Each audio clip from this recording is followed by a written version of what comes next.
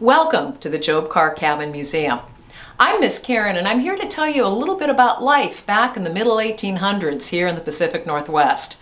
Now, if you've watched some of these other videos, you might be wondering, so Miss Karen, how do you know so much about history that happened back then?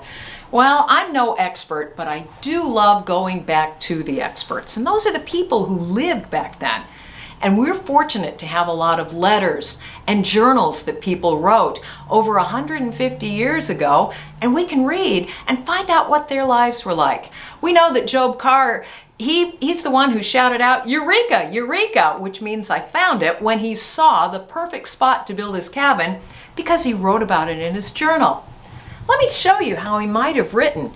You have a piece of paper, here's a pen.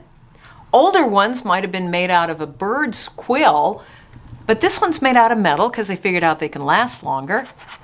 Scribble there. It doesn't do anything. You have to dip it in the ink. So maybe if Job Carr was writing that it was January.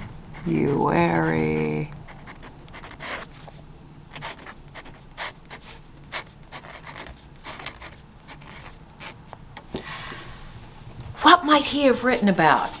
Well, an even more important question, what might you write about in your journal?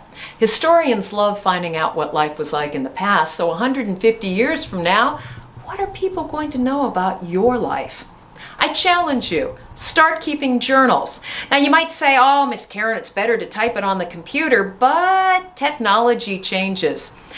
Back 20 or 30 years ago, I might have saved a journal on a floppy disk. What's a floppy disk, you ask? Well, you'll have to ask your parents, but it's an old-fashioned type of technology, and I might have the coolest journal ever on my floppy disk, but you can't read it.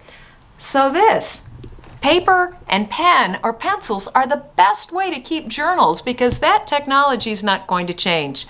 Write about happy things, sad things, all kinds of ordinary things that you think somebody might be interested in the future, and pass that journal on. Maybe when you grow up, you pass it on to your family, pass it on to a library or a museum, like the Job Carr Cabin Museum. And somebody 150 years from now will read your journal and say, oh, that's what it was like to live in the 2020s. And they'll know about it because of you, because you're all part of history. Make sure your voice is heard.